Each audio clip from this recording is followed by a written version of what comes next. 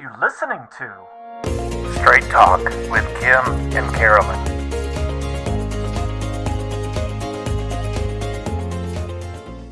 Thanks for joining us for episode 2 of Straight Talk with Kim and Carolyn. We're happy to be here tonight. It's been a busy week up at the state capitol with the legislature in session. Tonight we'll be talking to Representative Ken Ivory, who has a number of bills on federalism. It's an issue he works on frequently. And we will then be talking to Shawn Mitchell. Shawn Mitchell. Thank you. We'll be talking to Shawn Mitchell, somebody who Kim has known for a while. She's been on his show a couple times, I think. Yeah, Independent Truckers Broadcasting Network. Awesome. A really fun group of people. So that's going to be fun to have him on tonight. Yes. Yeah. And he will be talking to us from his rig, 1,000 miles away.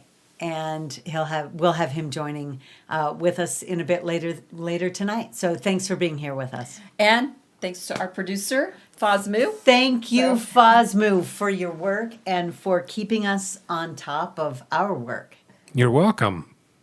All right. Well, we're happy to be joined this evening by Representative Ken Ivory, who has recently rejoined the state legislature, and we're thrilled to have him back there. Ken, tell us your district. District 47, West Jordan, Midvale, South Jordan. Okay, thank you. Ken has done a lot of work over time, and again this year, on issues of federalism. And it was one of the main priorities for the legislature this year. We've seen a lot of federal government overreach, and Ken has a number of bills that would help us address that as a state. So thanks for joining us, Ken. We'd like it if you could talk a little bit about the work that you're doing on that issue this year in the legislature. And to keep in mind that Ken really is one of our most amazing constitutional scholars that we have in that House of Representatives. So great to have you. Yeah, thank you. Well, you guys are great. It's good to spend time with you. So why do we have so much federal intrusion into our lives? The Supreme Court a few years ago said that the matters of our life, liberty, and property are to be dealt with where they're more local and more. And yet, it doesn't seem that way. It seems the federal government is growing more and more and intruding more and more into the things of our lives. And it goes right back to the very heart of what was so revolutionary and unique, and I think divinely inspired about our very system of government. The first principle was that the people are sovereign. We're the boss of our governing entity. And that was unheard of in the history of the world. And the second point that was revolutionary was that government exists to secure the rights of the people. And so then the founders said, okay, how do we do that? And they created an entirely new kind of government that never existed before. And it was two governments, not one. And there was a balance between the two. And it was that balance that secures our rights. They said there would be a healthy tension, a jealousy between these two governments, and the balance, there would be few and defined powers at the national level, numerous and indefinite powers at the state level, and the states would be the ones that would keep that balance in check. And it was that very balance that secures our rights. And so now then the end of that story is the people are responsible for choosing state leaders who understand that their number one job is to maintain that balance, which secures our rights. And it's that balance of governing powers that is called federalism. Well, sometimes we feel like the federal government is the boss of the country, right? And I think sometimes that's missed. But, Ken, you have preached this to some of us in the choir for a long time. But, the last 2 years, all of a sudden, we see a lot of people waking up to the problem with federal government overreach because it's now become a very intimate and very individually impacting events of the federal government coming into our lives, into our homes, into our workplaces.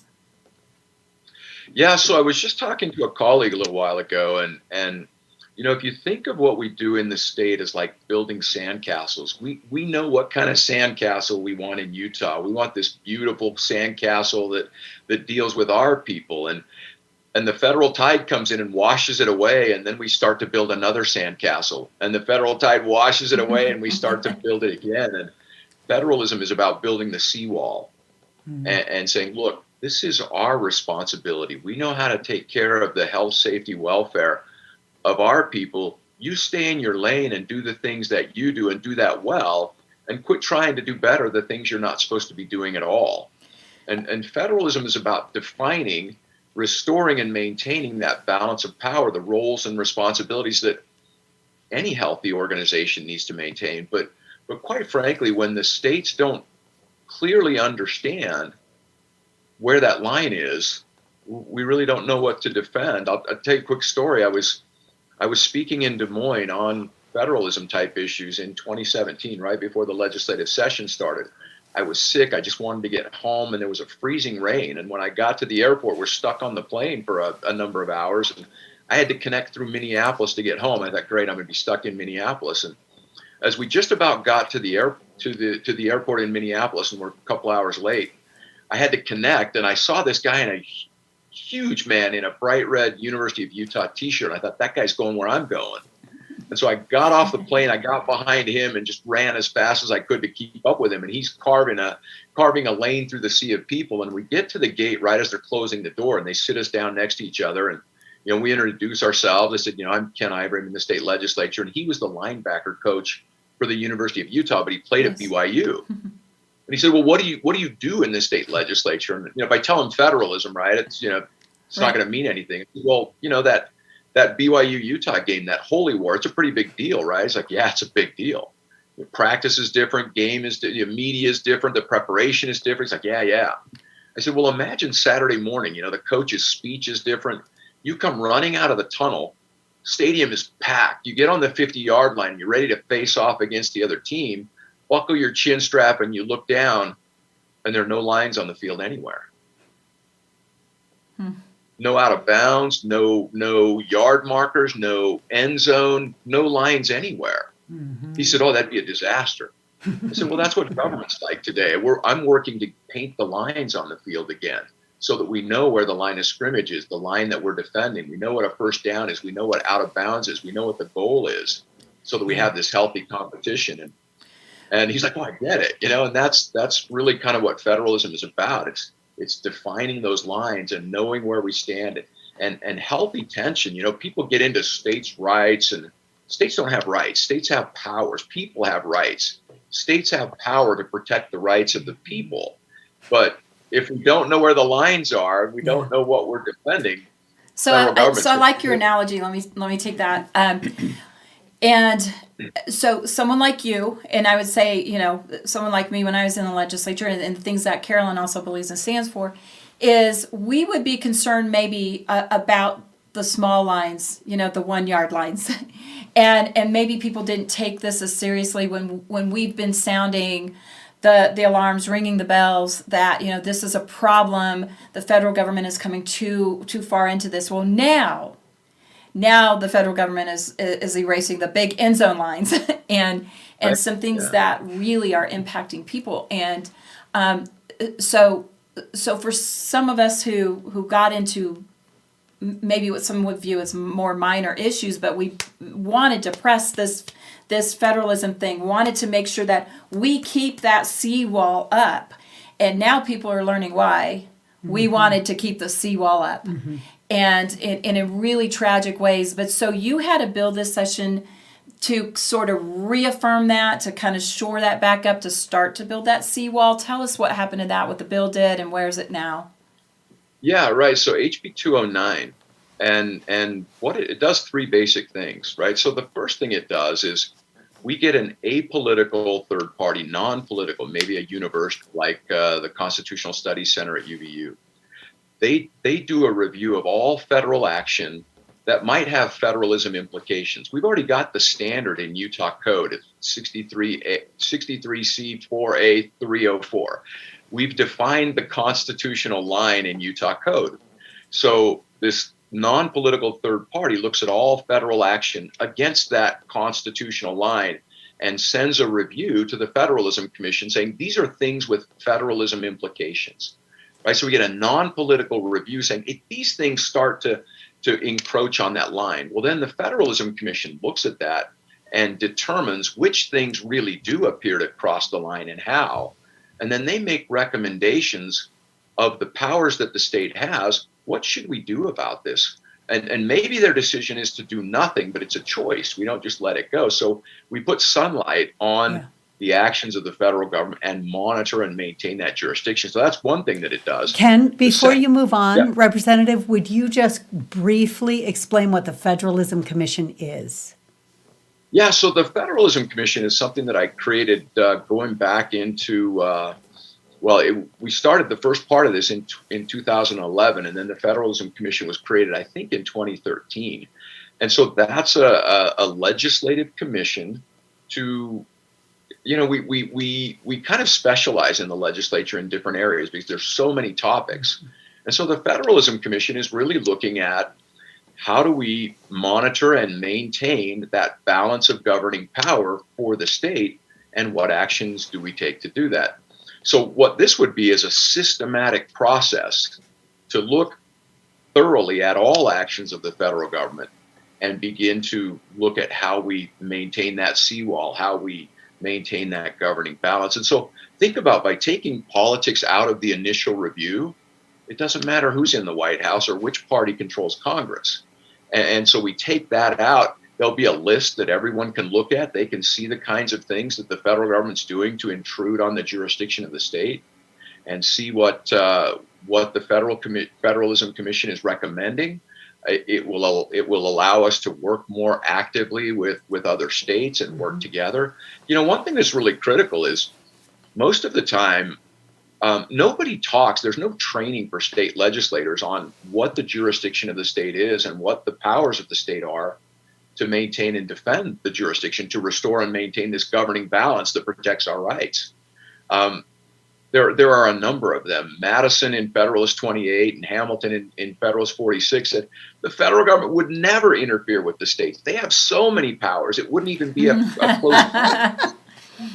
that if they would try. In fact, Madison even said the same appeal to a trial of force would be had in the case of the federal government intruding with the states that would be had with a foreign government invading. So we would take the same action if a foreign government invaded to keep the federal government out of the jurisdiction of the state. That's how much they expected and relied on the states to keep that healthy tension. And so often people say, "Oh, states' rights," and you're being belligerent, you're being antagonistic. The healthy tension is what keeps that system in place. If you think of like the Golden Gate Bridge, right? You have this suspension bridge, you have this tension, and you have those two big pillars. Well, if that tension is gone, the bridge collapses. Yeah. That was the nature of our system. It was that tension that they expected to be there. They knew that the federal government would try to grow. It's the nature of man and government to amass unbridled power. That's the nature of it. They relied on the states to keep that in check and in balance. And if we're not exerting that tension and that check, we delegitimize ourselves as a state. We delegitimize the very system of our government, and then obviously the protections to the rights of the people. Well, and absolutely, we feel like the federal government is the boss of us, and that states are subordinate to the federal government, and they act like that. And in many ways, they have assumed that power, and we have not pushed back. And I think that's tragic, and the risk that comes with that is tremendous, as you're pointing out. And get this. So in the Obamacare decision, people haven't really drilled into that. Chief Justice Roberts said, first of all, he said the independent power of the state serves as a check on the federal government. Then he said the general power of governing, the police power it's called, the power over health, safety, welfare, the general power of governing is possessed by the states and not the federal government. And then they said this, I love this statement. In the typical case, we look to the states to defend their prerogative by adopting the simple expedient of not yielding to federal blandishments. Not yielding to federal blandishments. I had to look that word up. It means coaxing and coercing and cajoling. We look to the states to not yield to federal blandishments when they don't want to embrace federal policies as their own. And then they said this, states are separate and independent sovereigns. Sometimes they have to act like it. Okay, so your bill, your resolution? Yeah, so the first step is to get that independent review, and then the Federalism Commission looks at that and makes recommendations as to which ones of those cross our jurisdictional lines and recommends what action we can take. It could be as simple as sending a letter saying, hey, that's our jurisdiction. Help us understand why you're crossing our jurisdictional line and not staying in your lane. It could be litigation. It could be PR. It could be lobbying. It could be coordinating with the states. It could be Article 5. There's a host of powers that the states have. And generally, you use every tool in the toolbox on them. But if we're not, here's one of my favorite founder quotes, okay? Get this. Vigilantly patrolling the boundaries makes it more likely that the boundaries will be observed. House Minority Leader Brian Kemp. Right? Federalism is not political. Federalism is about where a decision should be made, not what the decision should be. Yeah, yeah. And so you also have a resolution that you submitted this session. Talk to us about that resolution. It was just heard today. On the balanced budget, yeah. Yes. So we just crossed $30 trillion in national debt this week. $30 trillion. I mean, to think about that, Carolyn, I often ask people, how long do you think it would take to count to 1 trillion? If you started right now by ones, how long would it take to count to 1 trillion? Oh, do you know, I just heard this the other day, and I still can't tell you. 32,000 years to count to 1 trillion, right? We're 30 trillion in debt. It's unfathomable. But what we discovered, David Walker, who was the Comptroller General under Clinton and Bush, the chief auditor of the United States, now that we've got digital archives, he went back and reviewed all of the Article 5 applications that the states have submitted from the beginning of our nation, discovered that in 1979, Nevada was the 34th state to apply for a fiscal responsibility amendment, a balanced budget amendment. 34, and Congress has not been counting the applications, and so they didn't issue the call. Article 5 of the Constitution says 2/3 of Congress can propose an amendment, 3/4 of the states ratify, or 2/3 of the states can file an application. On the application of 2/3 of the states, Congress shall call a convention of states for proposing amendments. Yeah. So in 1979, we hit 34 states, and it got as high as 42. Congress isn't counting, so they didn't issue the call. The national debt's gone from $830 billion at that time to over 30 trillion. Yeah. So tell me. HGR 9 was simply to demand that Congress count these applications and issue the call, since we crossed over 34 for decades. Yeah. And it got shot down in the Judiciary Committee. So. Yeah. So apparently Utah does not feel like it's important to actually follow the Constitution, or ask the federal government to follow the Constitution in that regard? Or what was the reasoning behind that? I don't really understand it. People are very, very committed to the position, but it goes something like this. They say, we love the Constitution so much. We're afraid that if we use Article 5 of the Constitution, we'll destroy the Constitution. And that's essentially the argument. I don't understand it, but that's the argument. We're afraid that if we use Article 5 of the Constitution, we'll destroy the Constitution.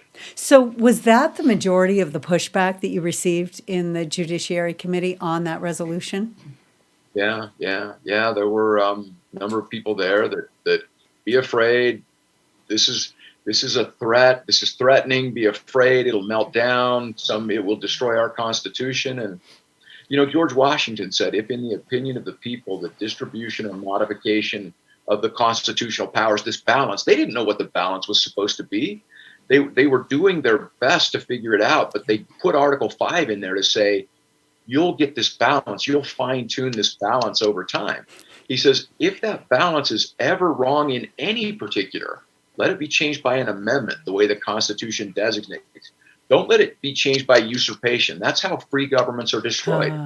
Well, Congress just usurps. They take and seize power all the time, and we're letting it happen. That's how free government is destroyed. When you use Article 5, you define the divisions and roles and responsibility of powers, but we have a large group of people that don't want to use that that provision of the Constitution, they think it's dangerous. Well, the way I look at it is that is another one of those parts of federalism that the founders gave Congress a way to do it and gave states a way to do it. And so Congress has submitted all of these amendments so far, and there is a way for states to do it. That's part of that balance. So, Ken, how can people follow you? Social media accounts?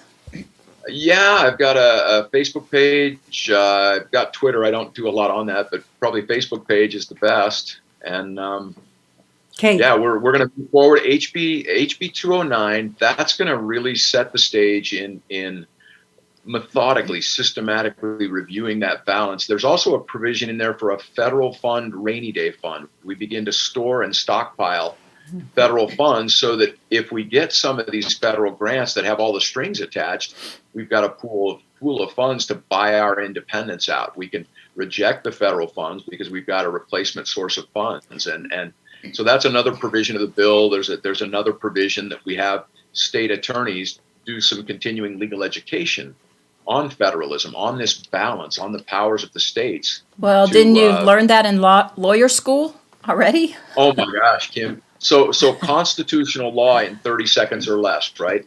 There is a constitution. We're not going to read it. We're not going to read those papers. We're not going to read John Locke or any of the other thinkers of the day. We're not going to look at any of that. We're going to jump to Marbury versus Madison. The Supreme Court gets to say what the Constitution means. Then we jump to the 1930s and the Wickard versus Filburn and the Butler case and all of the things that eroded that division and that separation of powers. And that's constitutional law in law school. And so that's what the lawyers advising the legislators learn about the Constitution. There's no training for state legislators on this constitutional balance and the powers of the states. So it's important that we as the people hire people that understand that we make sure that they understand this balance is critical. The states are responsible for restoring and maintaining that balance. Otherwise, our rights are in jeopardy. Well, and thank you for the work that you've done on this, Ken. I think that people do generally, like you said, legislators specialize. People generally understand that this is your specialty. And I think that more and more people in our state, as well as our country, are starting to realize that they do need to be paying attention, that they're seeking that kind of knowledge and understanding, and you're out there giving it to them. So thank you. As the people understand the principles, they can then hold their own elected representatives responsible. Yeah, let me just share with you one last little image that seems to be helpful for people. I was on a vacation one time and standing next to a transplant from New York. We were in Colorado. Transplant from New York, ponytail down to his backside, Birkenstocks, and he had a mountain bike with him, And we're talking. I mentioned I'm in the legislature, and again, what do you do? And how do I explain federalism to this guy? And I said, well, your mountain bike, right? There's writing on the tires. Do you know what that writing is? He says, yeah, that's the tire pressure. I said, do you know what it is more or less? He says, yeah, it's like 55 pounds per square inch. I said, what if your front tire was 105 pounds and your back tire was less than 5? He said, oh, that would be a disaster. I said, what if you just rode it harder? No, that wouldn't work. What if you got Lance Armstrong all hopped up on steroids to ride the bike? No, that wouldn't work. I said, okay, well, what if you just yank the handlebars harder to the left or harder to the right? No, that doesn't work. You have to get the right balance in the tires. And this was October of 2016, right? The whole Trump Clinton, that whole thing, right? He says, you got to get the right balance in the tires. So, well, that's what I'm working on, is getting the right balance in the tires, because you see, we had two spheres of government and the balance was few and defined at the national level, numerous and indefinite at the state level. And right now, the federal tire is so bloated, it's about to explode. And the state tire is so flat, it's about to chew the rubber off the rim. And all we talk about is, should Trump or Clinton or Trump or Biden ride the bike? Should they steer to the left or to the right? And we've got to fix the bike. This is structure. It's not political. This is about the structure. And that's what the founders did. That's what was so ingenious. Justice Kennedy said the fragmentation of power produced by the structure of our government is central to liberty. If we destroy that, we put liberty at peril. And so this HB 209 is all about restoring, maintaining, preserving that structure that is the central feature of what protects our rights. And that was what was so unique. In fact, Justice Kennedy said that was the unique contribution of the framers to political science, was that structure, that division and balance. So anyway, HB 209, follow that. We got to get it out of rules, let people know and support it, follow it, and let's get that moving forward. And we can lead other states and get those bicycle tires with the right balance, so we get a nice smooth ride to life, liberty, property. Yeah, excellent. Well, thanks for working for us, keeping us free. All right, guys. Yeah, thank you, Everybody- Representative. Great to be with you. All right, next up we have Shawn Mitchell, and Shawn and I kind of go back, and I don't even really know how we first connected. There you go. But my favorite trucker. I contacted you on Facebook to be on our show. Okay, so Independent Truckers broadcast, and so you guys have had me on. Now we're kind of turning the tables, and we're having Shawn on. And what's going on in the trucker world? Anything? Well, so a couple years ago. You mean more like what isn't going on? Okay. So I remember a couple of years ago, when was this, about a year and a half ago, when the truckers did a protest and circled the blocks of Washington, D.C. and over government mandates. That was the May Day 2020 event. Yeah. Now, I would say that was the baby event compared to what's going on now. That's right. With truckers exercising their voice through, and you come to us in your rig. So I always think that's awesome. Where are you, by the way? Where are you right now? Oh, I'm in my truck right now. But what, yes. what state? What state? I'm looking at. I'm in Indiana, looking at 3 inches of snow right now. Oh, okay. Wow. All righty. But you travel through Utah and, pretty frequently. And so you kind of follow Utah politics a little bit too, here and there. But so, okay, what's going on with the truckers? What are you guys mad about this time? Well, let's see. The recap very quickly. Everything started off in 2017 with what was called Operation Black and Blue. And we were trying then to get certain mandates that they were pushing on us with the books, namely the electronic logging device. And that really didn't solve anything. And then the 2020 event was, we're tired of the regulations. And now they keep putting more regulations on us. They keep throwing more things out there. And my main complaint has always been, why am I paying for an electronic logging device in a government mandate electronic logging device without any due and just compensation, but the FMCSA can take my data and use it for their personal use? That's right. And, because you can't log your miles. The government was helping you, Shawn, by giving you the technology hooked up to your rig. It was helping save you paperwork, right? Yeah, it was supposed to save us 10 minutes of paperwork. And here's the big one. It was going to save 26 lives a year. Yeah, and how many? Oh, wow. So what was the justification? The mandate went into effect December of 18. February of 19, they had already surpassed the 26 lives. That had been lost or saved? You're right. Lost. Well, they'd already lost 26 lives in major accidents, yes. Wow. Wow. Okay, so last time I talked to you, you talked about a major chicken distributor that was not allowing truckers on their sites to pick up loads if they were not vaccinated. I'm trying to rethink about that one. That It starts with a refresh T. my memory just a touch. I don't know. That's the last time I remember talking to you. Oh, Tyson. Yeah. Tyson. So you were starting Yeah, to see, actually, truckers were starting to see that you were being prohibited in earning a living, and you don't even have exposure, a lot of exposure to the plant, to the workers. You're there, you load up, you drive away, and you're such an important part of the distribution chain. But you were starting to see last year that companies weren't allowing you to pick up loads. Well, in the case of Tyson, what they were doing was they were saying if you weren't vaccinated by a certain date, you could not be on their property nor drive. If you were a company driver, you couldn't even drive their equipment. So a lot of drivers were just saying, you're not the only trucking company in the United States. Okay, so what's the status of that now? So we have a bill in our Utah legislature right now, HB 60, that is seeking to limit businesses from placing those requirements on workers or discriminating against them based on a vaccination status. How was your industry impacted? And Canada, Canada truckers. And let me just say one thing. So I knew the Canadians were going to come up sooner or later. Yes. So HB 60 is. And actually, they're doing a very nice job in Ottawa right now because you can't even get across the border.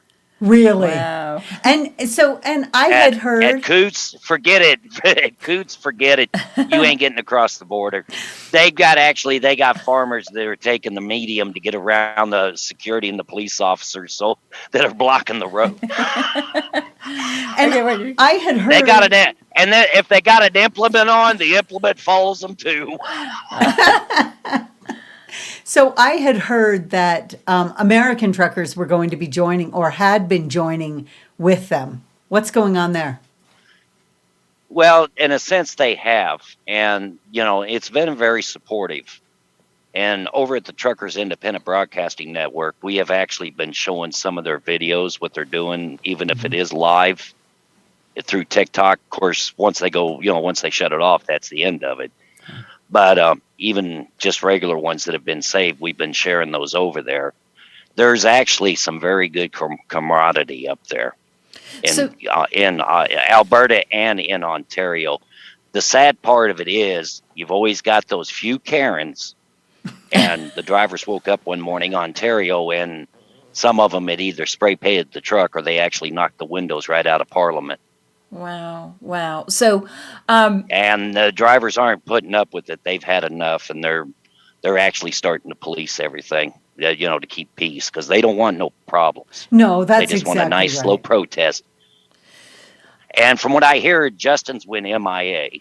He should.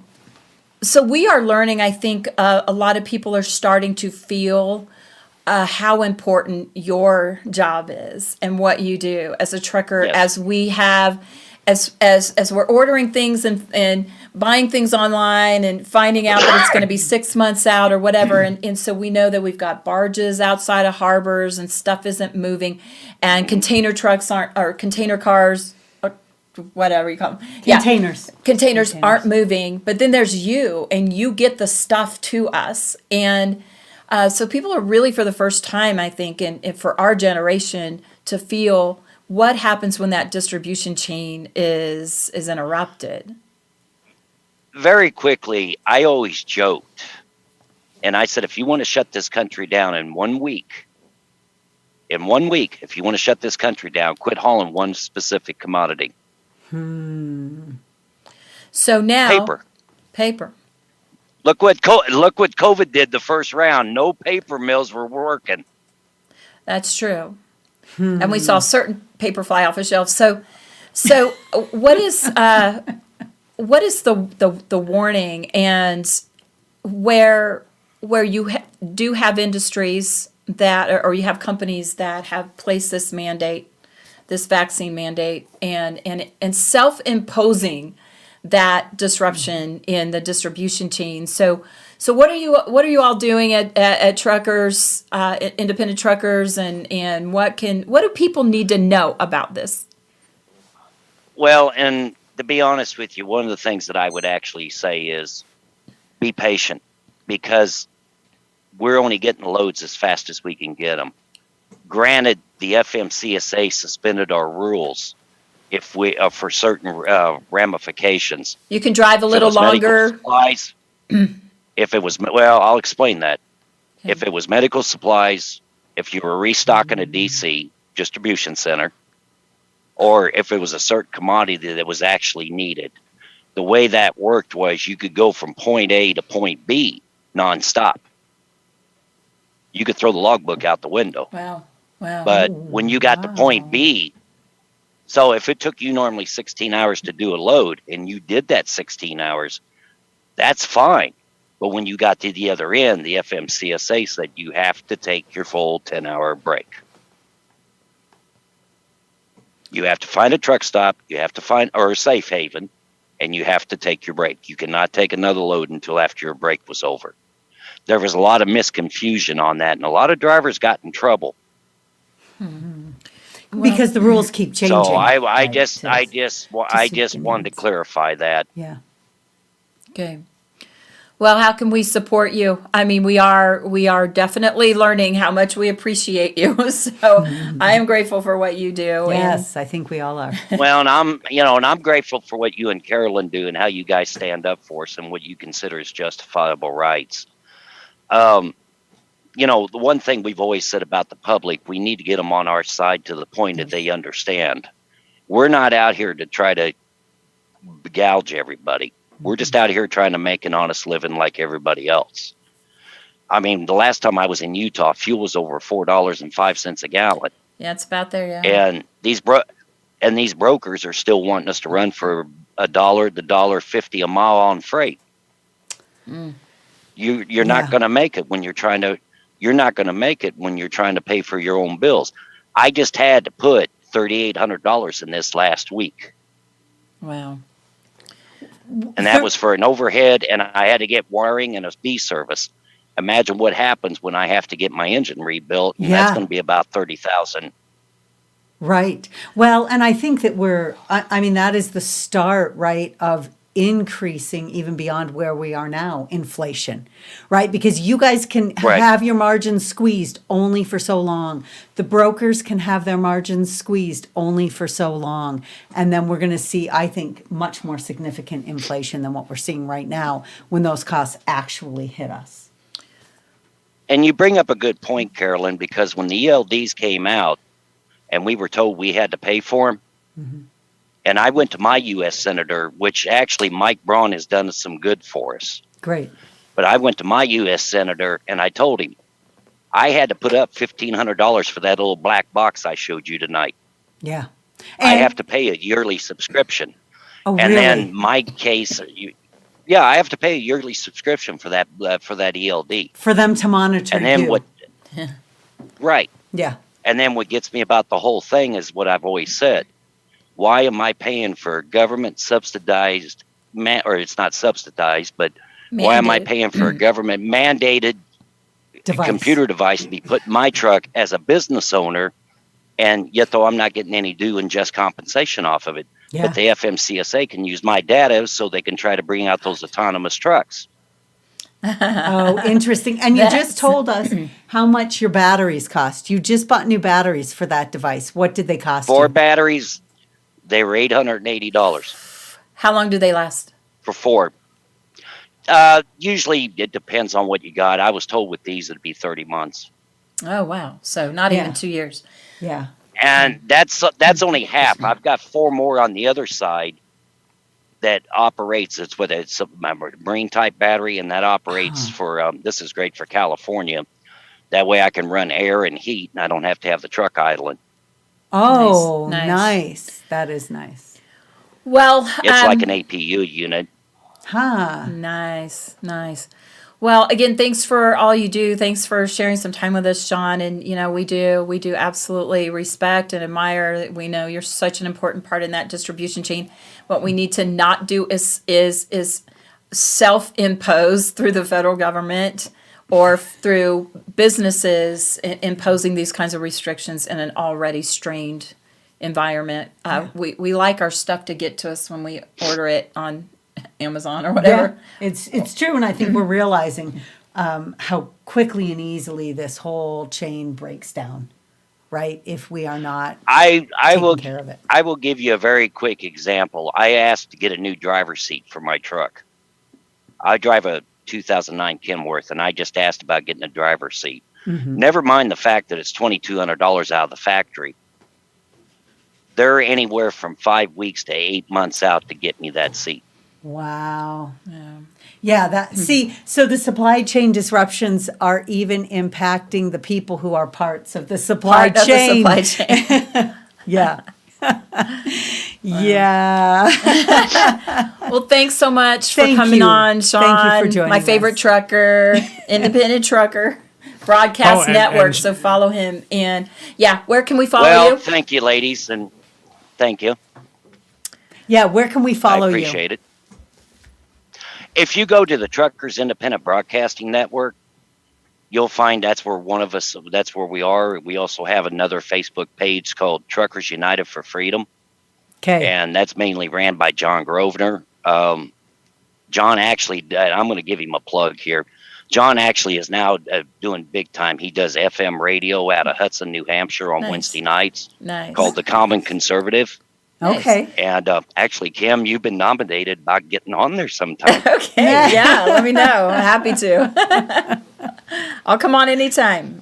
Because I got to feel, well, he also has a co-host. One's a former Colonel Chris Wyatt, and the other one actually worked under the Trump administration with Todd McKinley.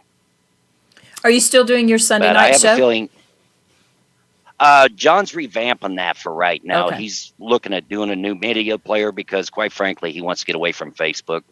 As Yeah, you saw no with kidding. the screenshot I sent you the other day, their Facebook's really cracking down on the groups, and for some reason they claim we're part of QAnon. Oh my. Well, Yeah. I don't know. That's one of the most fun shows is to just kind of tap in and listen to, this group of truckers talking about what's going on in politics and your industry and And everything. we're not polite about some of the things we say either, No, Carolyn. Just no, fair warning. They don't hold back. They don't hold back. Well, thanks again so Thank much, you. Shawn, for being on.